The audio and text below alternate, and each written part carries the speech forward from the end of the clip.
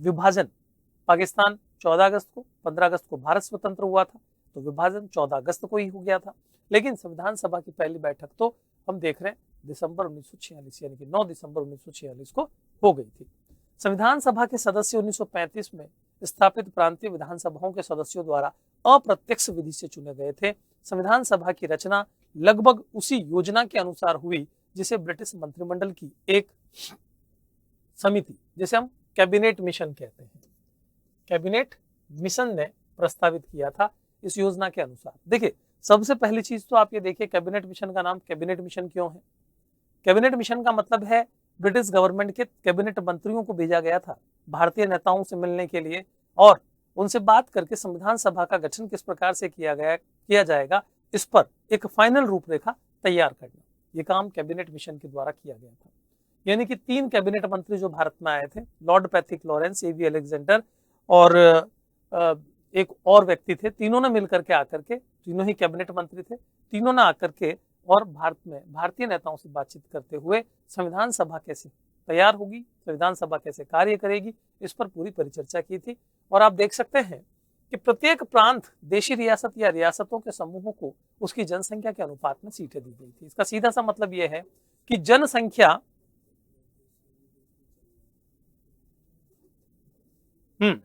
तो यहां पर आप देखेंगे कि सब हर एक प्रांत, देखिए सबसे पहली चीज तो मैं बताऊं आपको, 1935 में 1935 में 1935 के अंदर इलेक्शन नहीं सॉरी 1935 के अंदर जो है वो ब्रिटिश सरकार ने एक अधिनियम पारित किया था जिसे 1935 का अधिनियम कहते हैं। और उसी अधिनियम के तहत आगे चल करके जब चुनाव हुए थे तो उन चुनावों में राज्यों में विधानसभा का गठन हो चुका था। ठीक है ना, विधानसभा का गठन हो चुका था और अब विधानसभाओं को यह काम दिया गया था।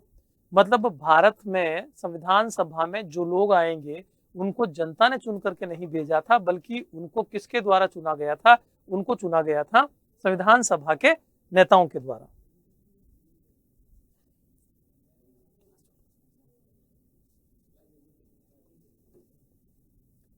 तो राज्यों में विधानसभाओं का गठन जो किया गया था, ठीक है ना, यहां से इन विधानसभाओं के द्वारा संविधान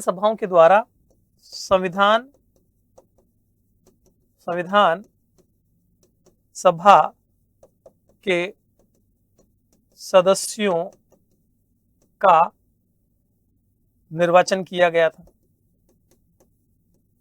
है ना। संविधान सभा के सदस्यों का निर्वाचन किया गया था और 10 लाख पर एक प्रतिनिधि तय किया गया था। 10 लाख पर एक प्रतिनिधि, ठीक है ना।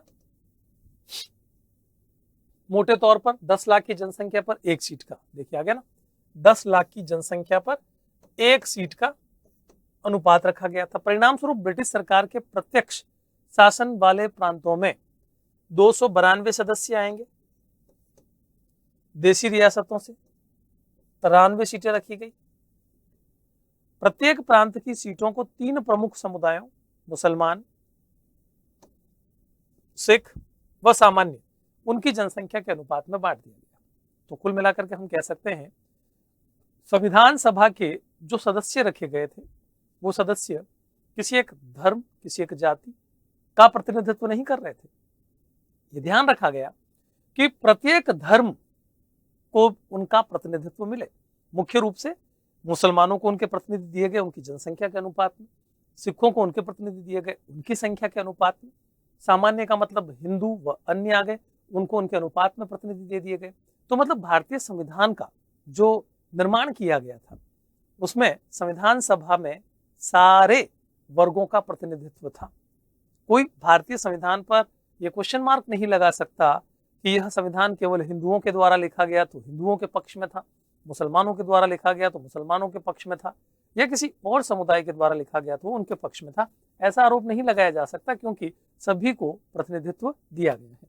यहाँ विशेष रूप से थोड़ा इसको समझने की कोशिश कीजिएगा कि ब्रिटिश प्रांत और देशी रियासतें, ये खेल क्या है। देखिए, जब संविधान सभा का गठन किया गया,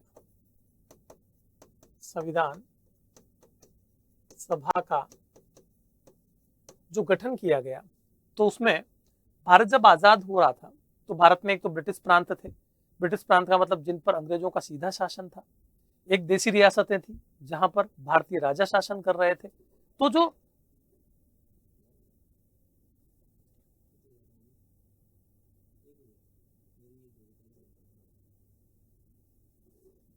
संविधान सभा का गठन जो किया गया, उस संविधान सभा के अंतर्गत आप देखिए सबसे पहले कि साहब जो ब्रिटिश प्रांत है, ब्रिटिश प्रांत, तो ब्रिटिश प्रांत से 292 सदस्य रखे गए। कितने सदस्य रखे गए? 292, 292 सदस्य रखे गए। ठीक है। दूसरा आप देख रहे हैं रजवाड़े या रियासतें,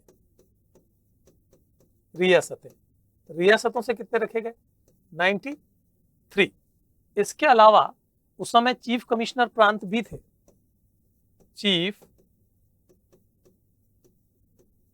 कमिश्नर प्रांत, उनसे रखे गए थे 4 सदस्य। तो टोटल कितने हो गए? टोटल हो गए 3, 2, 5 और 4 9, 9 दूनी 18 के 8 हाथ से लगी 1, 2 और 1 3, कितने हो गए? 389।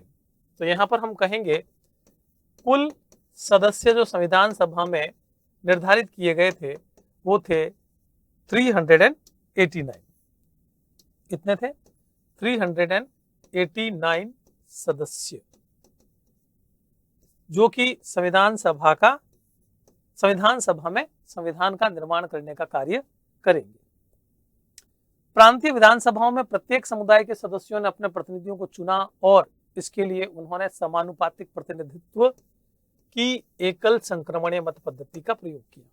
आपने चुनाव और प्रतिनिधित्व चैप्टर पढ़ा होगा या पढ़ेंगे, आपको पता है उसके अंदर चुनाव की 2 पद्धतियों का उल्लेख किया गया है। जो सबसे अधिक मत लाएगा विजेता होगा।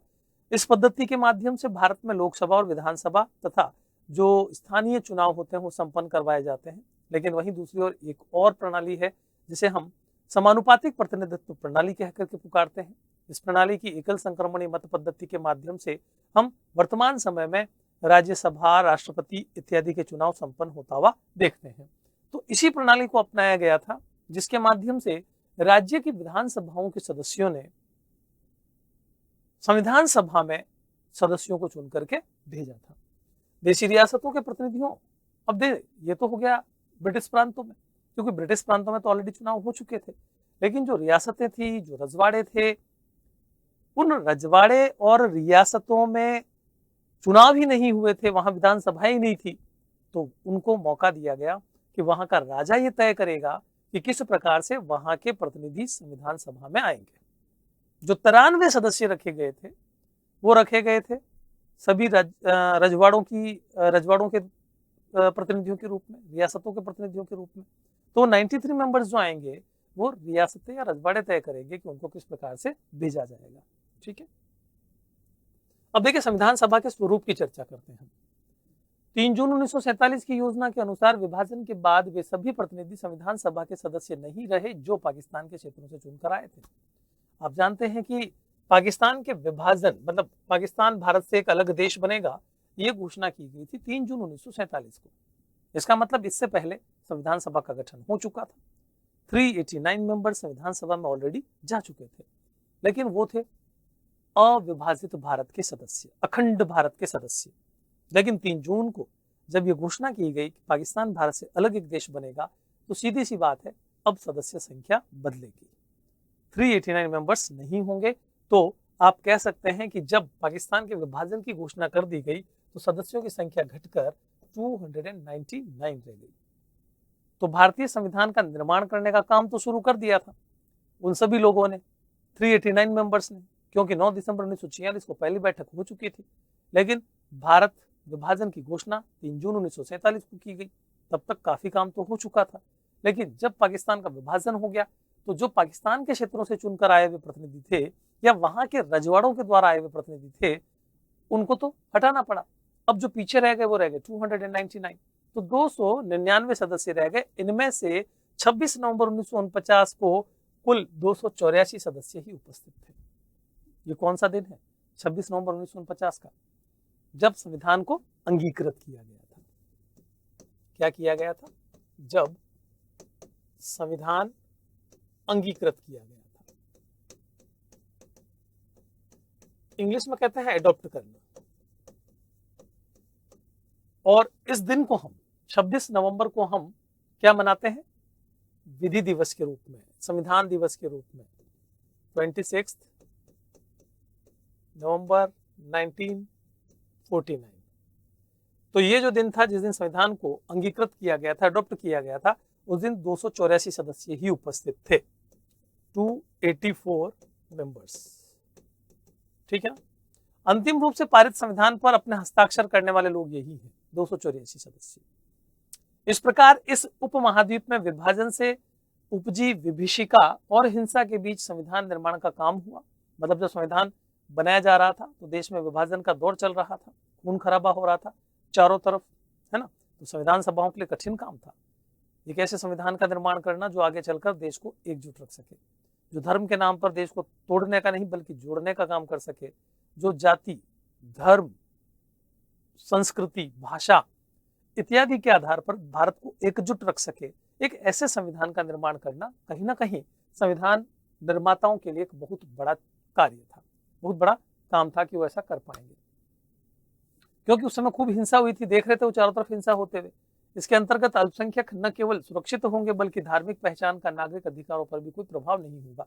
देखिए, जब संविधान सभा ने संविधान निर्माण का काम किया तो इस बात का ध्यान उन्होंने रखा कि ऐसा संविधान हो जिसमें अल्पसंख्यकों को पूरा पूरा अधिकार दिया जाए। अल्पसंख्यक कौन? हिंदुओं के अलावा जितने भी थे वो सभी अल्पसंख्यक थे, क्योंकि हिंदुओं की संख्या तो हो गई अधिक, अल्पसंख्यक हो गए शेष। मतलब मुसलमान भी अल्पसंख्यक थे, सिख भी अल्पसंख्यक थे, जैन, बौद्ध, पारसी सभी अल्पसंख्यक थे। तो भाई साहब, ये जो अल्पसंख्यक थे जिनको माइनॉरिटीज कहकर के पुकारा जाता है, आप उनको सुरक्षित रखेंगे। संविधान सभा में इस बात का प्रयास किया गया, उनको वो अधिकार मिलने चाहिए जो कि बहुसंख्यकों को मिल रहे हैं। एक ऐसा संविधान बनाया जाए। लेकिन संविधान सभा के गठन का यह विवरण केवल सतही तौर पर हमें बताता है कि संविधान वास्तव में कैसे बना। यद्यपि हमारी संविधान सभा के सदस्य सार्वभौमिक वयस्क मताधिकार के आधार पर नहीं चुने गए थे, पर उसे ज्यादा से ज्यादा प्रतिनिधिपूर्वक बनाने का गंभीर प्रयास किया गया। देखिए, अक्सर हमारे भारतीय संविधान पर एक आरोप लगाया जाता है। क्या आरोप लगाया जाता है? कि भारत का संविधान निर्माण करने वाले जो लोग थे उनको तो जनता ने थोड़ी चुना था। उनको किसने चुना था? उनको चुना था जो राज्यों की विधानसभाएं थी, उन विधानसभाओं के प्रतिनिधियों ने। तो क्या वो आम जनता का प्रतिनिधित्व कर रहे थे? सवाल ये उठता है और इसका जवाब एक ही है, हाँ। क्योंकि जो प्रतिनिधि चुन करके आए थे वो प्रतिनिधि वो लोग थे जो कि भारत की आजादी के लिए संघर्ष कर रहे थे। और अगर उनको चुन करके आम जनता भी चुन करके भेजती तो उनको ही भेजती, क्योंकि वो ऑलरेडी जनता के अंदर अपनी एक छवि बना चुके थे। उनको ही जनता चुन करके भेजती, किसी अन्य को नहीं भेजती। तो चाहे जनता ने चुना हो, चाहे जनता के प्रतिनिधियों ने चुना हो, ये पूरी तरह से एक लोकतांत्रिक प्रक्रिया ही थी जिसके माध्यम से संविधान सभा में शामिल होने वाले लोगों ने आकर के संविधान के निर्माण का काम किया। हम दूसरी तरफ ये कह सकते हैं कि जी हाँ, भारतीय संविधान जनता का प्रतिनिधित्व कर रहा था। भारतीय संविधान के निर्माता जनता का प्रतिनिधित्व कर रहे थे। इसमें कोई इफ बट नहीं लगाया जा सकता कि उनको जनता ने चुना अथवा नहीं चुना। देखिए, संविधान सभा में मैंने बताया था आपको कि हर एक वर्ग का प्रतिनिधित्व रखा गया था। तो आप यहाँ पर देख सकते हैं कि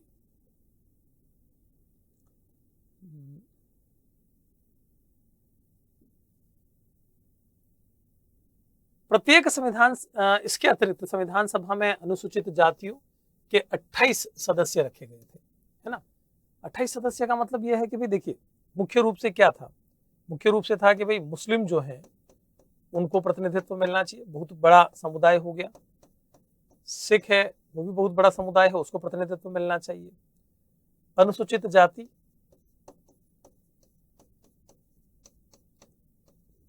वो भी एक बड़ा समुदाय है, ठीक है। सामान्य बच जाएंगे, वो सामान्य में आएंगे। महिला, ठीक है। तो प्रयास किया गया कि इन सबको प्रतिनिधित्व मिले। कल को कोई ये सवाल ना खड़ा करे कि जो संविधान बनाने वाले थे उसमें या तो अनुसूचित जाति का प्रतिनिधित्व नहीं था या मुस्लिमों का प्रतिनिधित्व नहीं था, या सिखों का प्रतिनिधित्व नहीं था, तो सबको प्रतिनिधित्व दिया गया। अनुसूचित जाति के लिए 28 सीटें रखी गई थी, जिसको एससी कह करके पुकारा जाता है।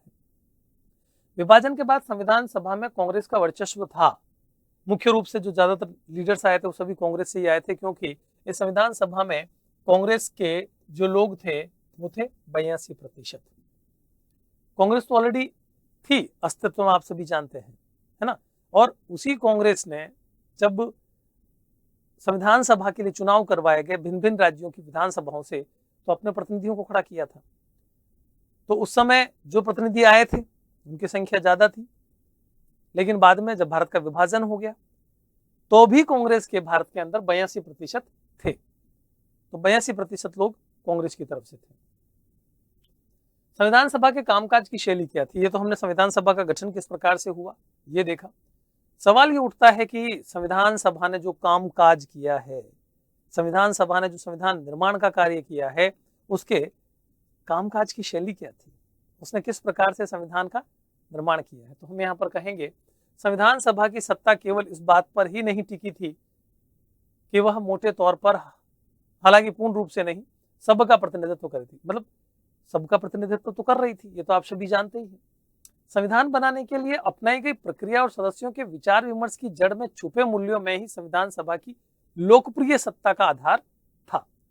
मतलब अगर हम संविधान को बनता हुआ देखें, आज हमारे सामने अगर रिकॉर्डिंग होती, क्योंकि उस समय रिकॉर्डिंग वगैरह का इतना प्रावधान नहीं था, फोटोज वगैरह हमें जरूर मिलते हैं, साक्ष्य मिलते हैं, लेकिन अगर आज के समय हम देखते हैं कोई भी काम होता है बाकायदा उसकी सारी रिकॉर्डिंग्स वगैरह होती है, तो उस समय कौन कौन क्या बोल रहा है, क्या चर्चा चल रही है, किसी भी प्रावधान को संविधान के अंदर अगर लिया जाता है, जैसे मान लेते हैं अनुसूचित जाति जनजाति के लिए आरक्षण की व्यवस्था की गई, तो उस पर क्या बहस हुई, किस किस व्यक्ति ने क्या क्या कहा, या फिर हम भारत को एक धर्मनिरपेक्ष देश घोषित करते हैं। हालांकि मूल संविधान में धर्मनिरपेक्ष देश घोषित नहीं किया गया था, बाद में जब संविधान में संशोधन किया गया था तो इसे एक धर्मनिरपेक्ष राष्ट्र घोषित किया गया था। बट अगर हम एक एग्जाम्पल के तौर पर ले कि धर्मनिरपेक्ष देश, चलो धर्मनिरपेक्षता को छोड़ देते हैं हम, क्योंकि इस पर चर्चा करना ठीक नहीं। हम बात कर सकते हैं कि जब भारत का संविधान लिखा जा रहा था तो तय किया गया था कि हम वयस्क मताधिकार प्रणाली को अपनाएंगे, सभी लोग वोट देंगे, कोई भेदभाव नहीं होगा। तो उस समय किस किस व्यक्ति ने क्या कहा, संविधान सभा में जो लोग शामिल थे, क्या सभी लोग सहमत थे? सभी लोगों को वोट देने का अधिकार मिलना चाहिए। बिल्कुल, ये एक ऐसा मामला था जहां पर सभी लोग सहमत थे। तो हम ये कह सकते हैं कि अगर हम उस समय की बातचीत को देखें तो हमें ऐसा लगेगा कि जो जो प्रावधान भारतीय संविधान में लिए गए हैं, चाहे वो राष्ट्रपति का पद हो, चाहे वो प्रधानमंत्री की शक्तियां हो, चाहे हमने अध्यक्षात्मक प्रणाली को छोड़कर संसदात्मक प्रणाली को अपनाया हो, ठीक इसी प्रकार से हमने भारत में संघात्मक शासन प्रणाली को अपनाया है। हमने इमरजेंसी के टाइम में सारी शक्तियां केंद्र को दी है, आपातकालीन शक्तियों का प्रावधान भी रखा हुआ है। ये सारी बातें, या फिर हम स्वतंत्र न्यायपालिका की बात करें, हम चुनाव आयोग की बात करें, तो ये सब कुछ जो है भारतीय संविधान में जब शामिल किया गया, प्रत्येक मुद्दे पर, प्रत्येक प्रावधान पर काफी गहरी चर्चा हुई, विस्तार पूर्वक चर्चा हुई। तो हम कह सकते हैं कि जो कामकाज की शैली थी वो कैसी थी? मूल रूप से वो थी विचार विमर्श होना चाहिए, लेकिन सबको साथ लेकर, सबकी सहमति से ही किसी प्रावधान को शामिल होना चाहिए। मान लेते हैं कि सारे 100% किसी एक मुद्दे को लेकर के सहमत नहीं है कि भारत को एक संसदात्मक शासन प्रणाली वाला देश घोषित करना चाहिए, तो मानते हैं कि 60-70% लोगों ने कहा हाँ, लेकिन अगर 30% लोग ना भी कर रहे हैं तो उनको समझाया गया कि भारत के लिए संसदात्मक प्रणाली बेहतर है अथवा नहीं है। अगर हम अध्यक्षात्मक प्रणाली को अपनाते हैं तो उसमें क्या क्या बुराइयां हैं, हमें इस कारण से, उन बुराइयों के कारण से अध्यक्षात्मक प्रणाली को नहीं अपनाना चाहिए, है ना। तो ये सारी बातों को लेकर के हम कहेंगे कि कामकाज की शैली जो थी वो किस प्रकार की थी, हम देखते हैं जरा, ठीक है। संविधान बनाने के लिए अपनाई गई प्रक्रिया और सदस्यों के विचार विमर्श की जड़ में छुपे मूल्यों में ही संविधान सभा की लोकप्रिय सत्ता का आधार है। जहां प्रतिनिधित्व का दावा करने वाली किसी सभा के लिए वांछनीय है कि उसमें समाज के विभिन्न वर्ग सहभागी हो, वहीं यह भी महत्वपूर्ण है कि केवल अपनी पहचान या समुदाय का ही प्रतिनिधित्व न करे। इसका मतलब सीधा सा है, अगर कोई व्यक्ति मुस्लिम समुदाय का संविधान सभा में शामिल हुआ, या सिख समुदाय का शामिल हुआ है, या एससी समुदाय से शामिल हुआ है, तो जब वो संविधान सभा में बैठे तो केवल अपने समुदाय विशेष के हितों का ही ख्याल ना करे, वो पूरे भारत का ख्याल करके अपने विचार रखे। क्योंकि आप प्रतिनिधित्व कर रहे हैं इसलिए कि आपके समुदाय को नुकसान न पहुंचे। लेकिन आप वहां बैठकर केवल ये ना सोचे कि मेरे समुदाय को ही सब कुछ मिले, दूसरे समुदाय को ना मिले। अगर आप ऐसा करेंगे तो आप कहीं ना कहीं जो एक लोकतांत्रिक सिस्टम है वो उसको आप नुकसान पहुंचा रहे हैं। संविधान सभा के सदस्यों ने पूरे देश के हित को ध्यान में रखा, ये सबसे बड़ी चीज है। विचार विमर्श किया, मतलब किसी भी समुदाय विशेष ने केवल अपने हित में ही सोचा हो ऐसा नहीं था, पूरे देश के हित में सोचा गया था। जो मतभेद हुए थे ये मतभेद वास्तव में वैध सैद्धांतिक आधार पर थे। हालांकि संविधान सभा में अनेक मतभेद थे। कौन कौन से मतभेद थे उन पर मैं भी काफी मतभेद के मुद्दे बता चुका हूं। कुछ मतभेद के मुद्दे यहाँ भी देख लीजिए। भारत में शासन प्रणाली कैसी होगी, केंद्रीकृत होगा या विकेंद्रीकृत, मतलब हम एकात्मक शासन को अपनाएंगे या संघात्मक शासन प्रणाली को अपनाएंगे। राज्यों के बीच कैसे संबंध होने चाहिए, केंद्र को अधिक शक्तिशाली बनाना या राज्यों को अधिक शक्तिशाली बनाना है, यह है केंद्र व राज्यों के बीच में संबंधों का निर्धारण। न्यायपालिका की क्या शक्तियां होंगी, क्या न्यायपालिका को इतना पावरफुल बनाया जाना चाहिए कि वो विधायिका और कार्यपालिका को कंट्रोल भी कर सके, मानव अधिकारों की या मौलिक अधिकारों की रक्षा कर सके, क्या न्यायपालिका इतनी शक्तिशाली होनी चाहिए। संपत्ति का अधिकार मिलना चाहिए अथवा नहीं मिलना चाहिए, इस पर भी बहुत ज्यादा चर्चा हुई थी। आगे चलकर आपको पता है संपत्ति के अधिकार को संविधान में से वैसे भी हटाना पड़ा था। लगभग उन सभी विषयों पर गहराई से चर्चा हुई जो आधुनिक राज्य की बुनियाद है। आज हम जो देख रहे हैं, जो हमारे संविधान में, जैसे मान लेते हैं संपत्ति के अधिकार को रखा गया, उस समय शायद ये ठीक था, लेकिन बाद में महसूस किया गया संपत्ति का अधिकार भारत में आर्थिक असमानता को जन्म दे रहा है। यही कारण था कि बाद में विधायिका के द्वारा विधायिका के द्वारा या संसद के द्वारा संविधान में संशोधन करते हुए संपत्ति के अधिकार को मौलिक अधिकारों से घटाकर कानूनी अधिकार की श्रेणी में रखना पड़ा। संविधान का केवल एक ही प्रावधान ऐसा है जो लगभग बिना किसी वाद विवाद, कौन सा, वयस्क मताधिकार, पास हो गया हो। यह प्रावधान सार्वभौमिक मताधिकार का था जिस पर सभी लोग सहमत थे, कोई टकराव नहीं था। बाकी सब चीजों पर टकराव था, इस पर नहीं था। धर्म, जाति, शिक्षा, लिंग व आय के आधार पर भेदभाव के बिना सभी नागरिकों को एक निश्चित आयु, मतलब सार्वभौमिक मताधिकार का मतलब यही है कि कोई भेदभाव नहीं हो, सभी लोगों को केवल आयु के आधार पर वोट देने का अधिकार मिले। उस समय 21 वर्ष निर्धारित की गई थी, जो बाद में संशोधन करते हुए 18 वर्ष कर दी गई है। सदस्यों ने इस बात पर वाद विवाद आवश्यक नहीं माना कि किसे वोट देने का अधिकार होना चाहिए। कुल मिलाकर वयस्क मताधिकार प्रणाली वह प्रावधान है जिस पर सभी ने अपनी सहमति दी थी, किसी के द्वारा इसका विरोध नहीं किया गया था। इस सभा की लोकतांत्रिक मूल्यों के प्रति निष्ठा का इससे बढ़िया व्यवहारिक रूप कुछ और नहीं हो सकता। संविधान सभा को असली ताकत इस बात से मिली थी कि वह सार्वजनिक हित का काम कर रही थी, जिसके सदस्यों ने चर्चा और तर्कपूर्ण बहसों पर काफी जोर दिया। उन्होंने सिर्फ अपने हितों की बात नहीं की, बल्कि अपनी सोच और फैसले के पक्ष में अन्य सदस्यों को सैद्धांतिक कारण दिए।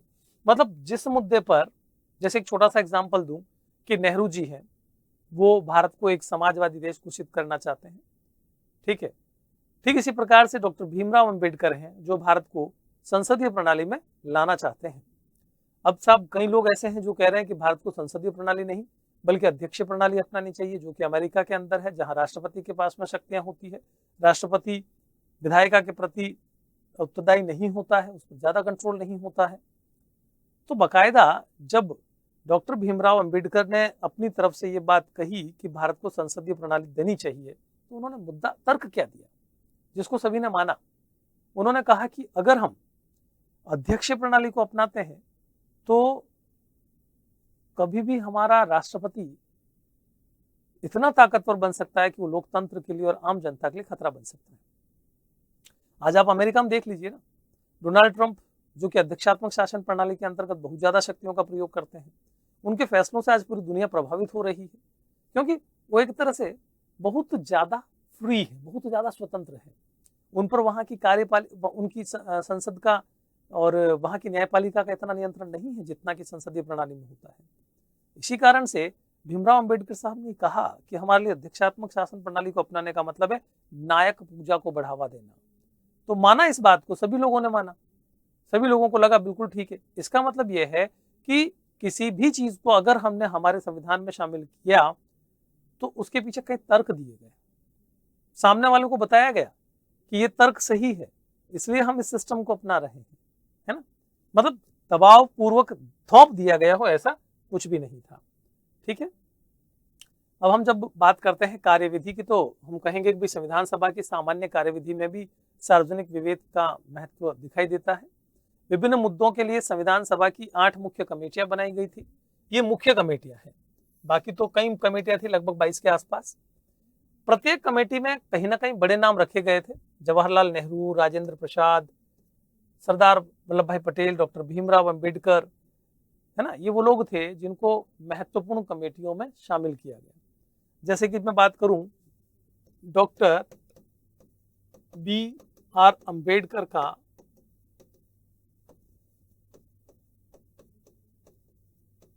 तो इनको संविधान सभा की जो प्रारूप समिति थी, प्रारूप समिति, इसका क्या बनाया गया था, अध्यक्ष बनाया गया था। प्रारूप समिति का अध्यक्ष होने के कारण ही हम अक्सर सुनते हैं कि साहब संविधान का निर्माता कहा जाता है डॉक्टर भीमराव अंबेडकर को, क्योंकि ढांचा तो इनके द्वारा ही तैयार किया गया था। क्या कहा जाता है, संविधान का निर्माता कहा जाता है, संविधान का निर्माता कहकर के पुकारा जाता है डॉक्टर भीमराव अंबेडकर को।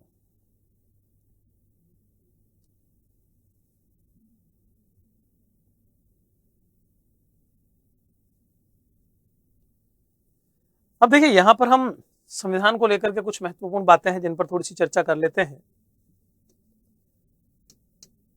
देखिए समय कितना लगा संविधान को बनने में, 2 वर्ष 11 माह और 18 दिन, ये समय लगा टोटल। ठीक है ना। कितनी मीटिंग्स हुई, तो हम कहेंगे 166, 166 मीटिंग्स में हमारा संविधान बनकर के तैयार हुआ था।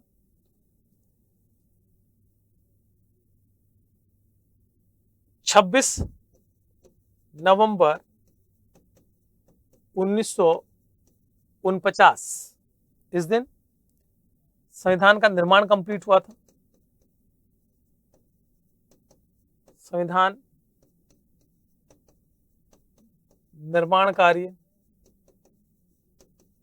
पूर्ण हो गया था और मुख्य प्रावधानों को हमने लागू भी कर दिया था। मुख्य जो प्रावधान थे वो लागू कर दिए गए थे। 26 जनवरी 1950 इस दिन संविधान को लागू किया गया था। क्या किया गया था, संविधान को लागू किया गया, संविधान को लागू किया गया था। और अगर बात करें हम संविधान जो था उसमें कितने भाग कितने अनुच्छेद रखे गए थे, तो 395 अनुच्छेद थे। इस कारण से भारत का संविधान सबसे बड़ा लिखित संविधान है, सबसे बड़ा लिखित संविधान। देखिए संविधान जब लिखा गया था तो उस समय 395 अनुच्छेद रखे गए थे, 22 भाग थे, इसके अलावा 8 अनुसूचियां थी। और इन सभी चीजों की वजह से भारत का संविधान विश्व का सबसे बड़ा संविधान बन जाता है।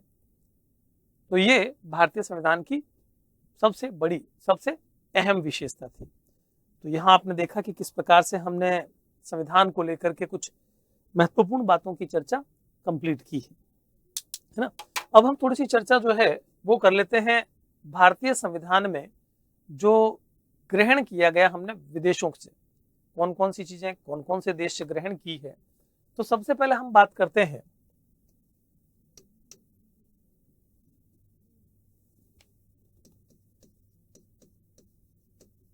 विभिन्न देशों से भारतीय संविधान में ग्रहण किए गए प्रावधान। तो सबसे पहले हम यहाँ पर बात करते हैं ब्रिटेन की। चूंकि भारत लगभग 200 वर्षों तक अंग्रेजों से ही संचालित रहा, तो निश्चित रूप से जब हमने बहुत कुछ दुनिया के देशों से ग्रहण किया है तो ब्रिटेन उनमें सबसे आगे होगा। हम सबसे ज्यादा चीजें ब्रिटेन से ही ग्रहण करेंगे। तो यहाँ आप देख सकते हैं कि हमने ब्रिटिश संविधान से काफी चीजें ली है ना। संविधान सर्वाधिक मत के आधार पर चुनाव में जीत का फैसला। तो ब्रिटेन से अगर मैं बात करूं तो हम कहेंगे कि साहब एफपीटीपी प्रणाली, एफपीटीपी प्रणाली हमने ब्रिटेन से ली है। जो सबसे अधिक मत प्राप्त करेगा वही विजेता होगा। फर्स्ट पास द पोस्ट प्रणाली जिसको कह करके पुकारा जाता है। साथ ही हमने ब्रिटेन से संसदीय प्रणाली भी ग्रहण की है। अध्यक्ष प्रणाली अमेरिका की है, संसदीय प्रणाली हमने ब्रिटेन से ग्रहण की है। कानून का शासन या विधि का शासन जिसको कहा जाता है वो भी हमने ब्रिटेन से लिया है, विधि का शासन। इसके अलावा स्पीकर का पद, स्पीकर का पद लोकसभा में जो अध्यक्ष होता है उसका पद भी हमने ब्रिटेन से ही ग्रहण किया है। हमने विधि निर्माण, जो कानून बनाया जाता है वो किस विधि से बनाया जाएगा, इस चीज को भी हमने ब्रिटेन से ही ग्रहण किया है। तो हमने ब्रिटेन से इन सभी चीजों को ग्रहण किया है। इसके अलावा कुछ और भी हमने ग्रहण किया है।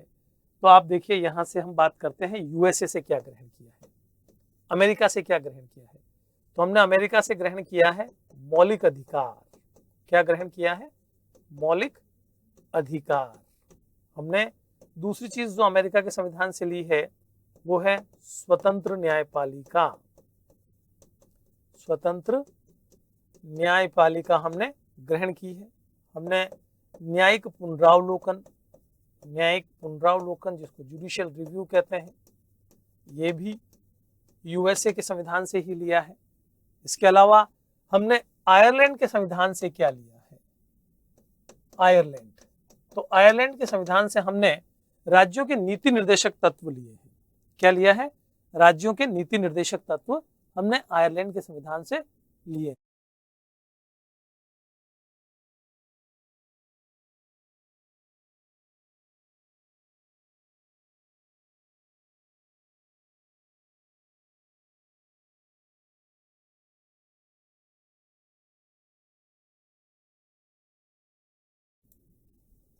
तो यहां पर आप देखेंगे आयरलैंड के संविधान से हमने क्या लिया है? राज्य के नीति निर्देशक तत्व।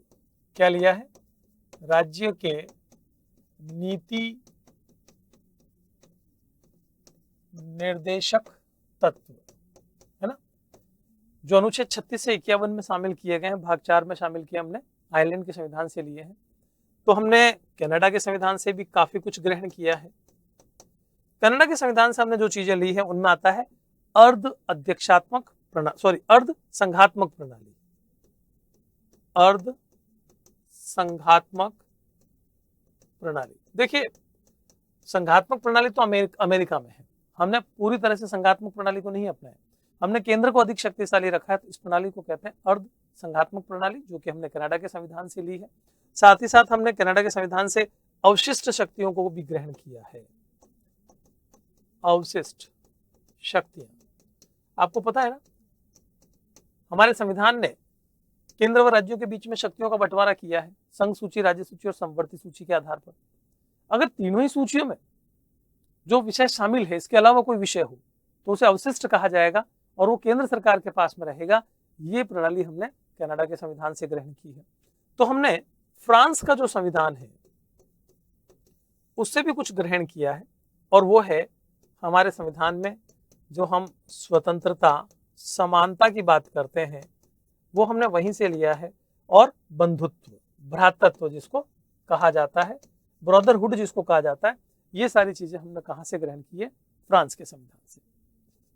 तो स्टूडेंट्स, आज के सेशन में हमने पढ़ा कि भारत का संविधान जो बनाया गया था वो किस प्रकार से बनाया गया, संविधान सभा का गठन कैसे हुआ, संविधान सभा के बनने की पूरी कहानी यहाँ पर आपने समझी, और साथ ही साथ भारतीय संविधान ने जो विदेशों से ग्रहण किया है, कौन कौन सी चीजें कौन कौन से देश से ग्रहण की है, उन सारे बिंदुओं पर हमने चर्चा की है। उम्मीद करता हूँ आज का ये सेशन आप लोगों के लिए बहुत ही इंटरेस्टिंग रहा होगा।